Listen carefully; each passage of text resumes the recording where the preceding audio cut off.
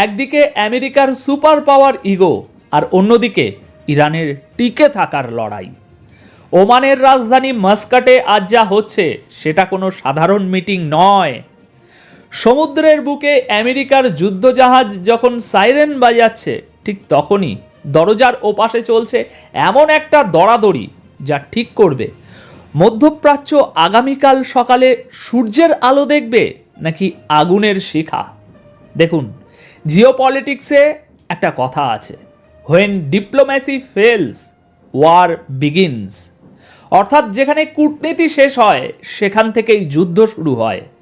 কিন্তু আজ ওমানে যা হচ্ছে তা এক অদ্ভুত প্যারাডক্স।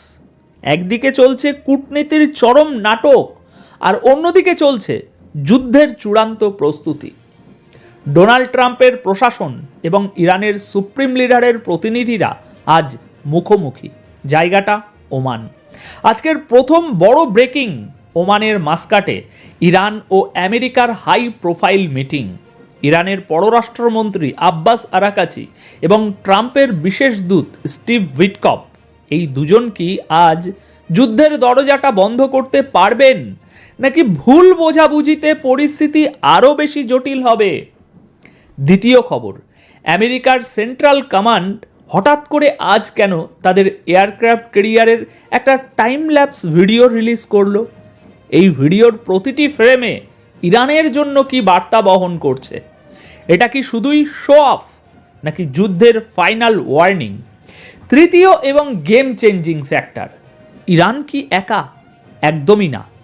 রাশিয়া, চীন এবং তুরস্ক, এই তিন শক্তিধর দেশ আজ সরাসরি আমেরিকার চোখের দিকে তাকিয়ে কথা বলেছে।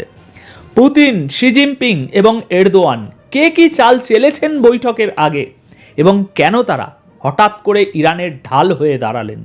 এই সব কিছুর উত্তর দেব আজকের এই ভিডিওতে। আসুন একদম গোড়া থেকে শুরু করি। আজকের প্রথম ফোকাস ওমানের সেই মিটিং। প্রিয় দর্শক, ইরানের পররাষ্ট্রমন্ত্রী আব্বাস আরাকাচি আজ যখন ওমানের মাটিতে পা রাখলেন, তখন তার কাঁধে শুধু একটা ব্রিফকেস ছিল না, ছিল গোটা মধ্যপ্রাচ্যের ৮ কোটি ইরানির ভাগ্য। উল্টো দিকে আছেন ডোনাল্ড ট্রাম্পের middle east envoy Steve Witkoff.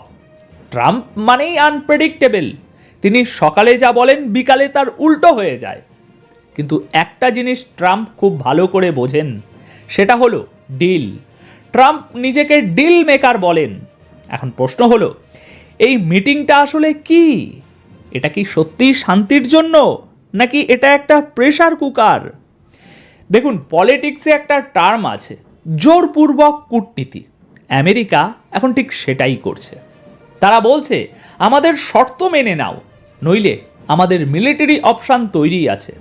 কিন্তু ইরান হলো সেই পুরনো দাবারু যে সহজে চাল দেয় না। ইরানি স্টেট এজেন্সি বলছে, আরাকাচি সেখানে গেছেন নিউক্লিয়ার নেগোসিয়েশন বা পরমাণু আলোচনার নতুন রাউন্ড শুরু করতে। কিন্তু বিশ্বাস করুন, আলোচনাটা শুধু নিউক্লিয়ার ডিল নিয়ে নয়, আলোচনাটা হলো সার্ভাইভাল বা টিকে থাকা নিয়ে। সমস্যাটা কোথায় জানেন? সমস্যাটা হলো ট্রাস্ট ডিফিকাল্ট বা আস্থার অভাব। 2015 সালে ওবামা আমলে যে ডিল হয়েছিল, ট্রাম্প এসেই সেটা ছিঁড়ে ফেলেছিলেন। আজ সেই ট্রাম্পের লোকেরাই আবার ডিল করতে চাইছে। ইরান কি তাদের বিশ্বাস করবে? এখানেই আসল খেলা। ইরান জানে আমেরিকার সাথে ডিল করা মানে সাপ নিয়ে খেলা করা। কিন্তু এই মুহূর্তে ইরানের অর্থনীতি ধুঁকছে, তাই তাদেরও একটা রাস্তা দরকার। ওমানের এই মিটিং থেকে আজ দুটো জিনিস বের হতে পারে। এক, কোনো একটা মধ্যপন্থা যা সাময়িকভাবে যুদ্ধ ঠেকাবে। দুই, আলোচনা ব্যর্থ হওয়া, যার সোজা মানে হলো সংঘাতের দরজা আরও চওড়া হওয়া। এবং মনে রাখবেন, যখন এই আলোচনা চলছে তখন কিন্তু টেবিলের নিচ দিক দিয়ে একে অপরকে লাথি মারার কাজটাও বন্ধ নেই। আমেরিকা হুমকি দিচ্ছে, ইরান পাল্টা চোখ রাঙাচ্ছে। এটাকে আমি বলি ডিপ্লোম্যাটিক চিকেন গেম। দেখি কে আগে ভয়ে সরে দাঁড়ায়। এবার আসি দ্বিতীয় খবরে, যা দেখে বিশেষজ্ঞদের কপালে চিন্তার ভাঁজ পড়েছে। কথায় আছে, এ পিকচার ইজ ওয়ার্থ 1000 ওয়ার্ডস। কিন্তু একটা ভিডিও, সেটা হয়তো 1000টা মিসাইলের সমান কথা বলে। আমেরিকার সেন্ট্রাল কমান্ড, যাদের কাজই হলো মধ্যপ্রাচ্যকে আমেরিকার নিয়ন্ত্রণে রাখা, তারা হুট করে তাদের অফিসিয়াল হ্যান্ডেল থেকে আজ একটা ভিডিও রিলিজ করলো। ভিডিওটা কিসের?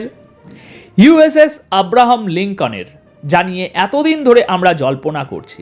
এটা সাধারণ কোনো জাহাজ নয়, এটা একটা ভাসমান শহর, একটি ভাসমান বিমান ঘাঁটি। ভিডিওটি টাইম ল্যাপস মোডে তৈরি, অর্থাৎ খুব দ্রুত গতিতে দেখানো হচ্ছে যে এই এয়ারক্রাফট ক্যারিয়ারটি কিভাবে অপারেশন চালাচ্ছে, কিভাবে যুদ্ধ বিমানগুলো টেক অফ এবং ল্যান্ড করছে। এখন আপনি বলতেই পারেন, এতে আর বিশেষ কি ভাই, আমেরিকা তো সারাদিনই এসব করতে থাকে আর দেখায়। না বস, ভুল করবেন না। এখানেই আপনাদের বুঝতে হবে টাইম ল্যাপসের সাইকোলজি। এই ভিডিওর স্পিড, এটাই আসল মেসেজ। সেন্টকম বোঝাচ্ছে সময় খুব দ্রুত চলে যাচ্ছে, টাইম ইজ রানিং আউট।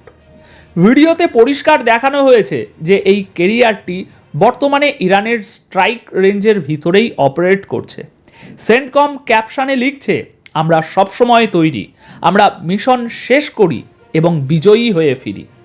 এই লাইনটা কিন্তু ওয়াশিংটনের সাধারণ জনগণের জন্য লেখা হয়নি, এই লাইনটা লেখা হয়েছে সরাসরি তেহরানের জন্য। এই বৈঠকের মধ্যে এটা একটা ডাইরেক্ট থ্রেট। যখন ওমানে আরাকাচি আর উইটকপ কফি খাচ্ছেন, তখন তাদের মোবাইলে হয়তো এই ভিডিওটার নোটিফিকেশন বাজছে।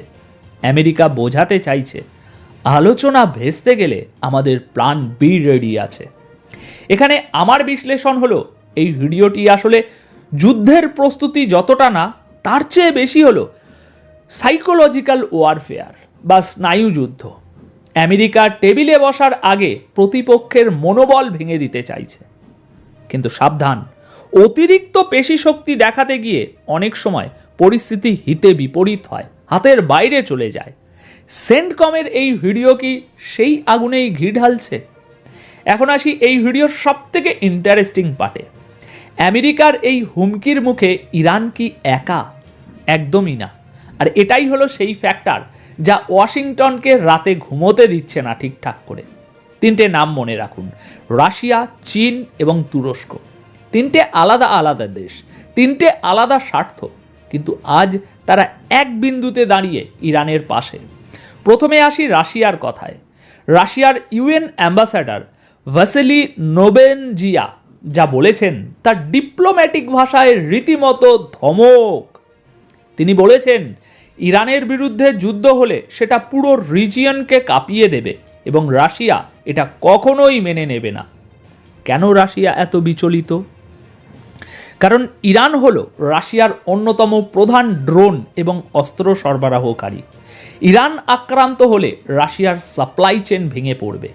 তাই রাশিয়ার জন্য ইরানকে রক্ষা করা এখন আর বন্ধুত্ব নয় ভাই, এটা প্রয়োজন।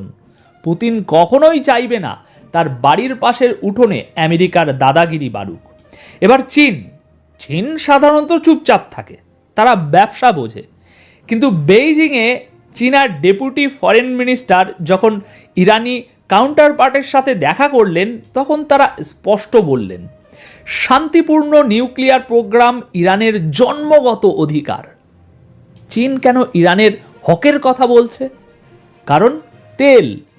চীনের বিশাল অর্থনীতির চাকা ঘোরানোর জন্য ইরানের তেল দরকার। আমেরিকা যদি ইরানকে অকেজো করে দেয়, চীনের জ্বালানি নিরাপত্তা হুমকিতে পড়বে।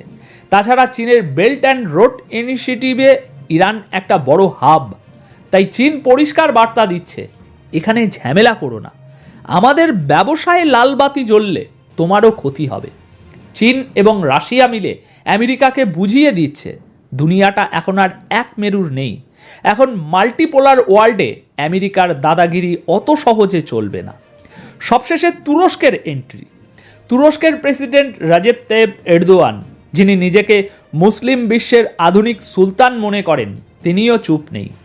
মিশর থেকে ফেরার পথে এরদোয়ান বলেছেন, আমরা সর্বশক্তি দিয়ে এই যুদ্ধ আটকাবো। এরদোয়ান একটা খুব গুরুত্বপূর্ণ পয়েন্ট তুলেছেন, মিসাইল। তিনি বলেছেন, নিউক্লিয়ার ইস্যুর চেয়েও বড় সমস্যা হলো মিসাইল টেকনোলজি নিয়ে দরাদরি। তুরস্ক এখানে নিজেকে মধ্যস্থতাকারী হিসাবে প্রজেক্ট করছে। এরদোয়ান জানেন তার সাথে ট্রাম্পের সম্পর্ক ভালো, আবার ইরানের সাথেও তার বর্ডার আছে। প্রতিবেশীর ঘরে আগুন লাগলে নিজের ঘরও নিরাপদ থাকে না, এটা এরদোয়ানজি ভালোভাবেই বোঝেন। তাই তুরস্ক চাইছে ট্রাম্প এবং ইরানের সুপ্রিম লিডার সরাসরি কথা বলুক। এখন ভাবুন তো সিনারিওটা কি দাঁড়াচ্ছে।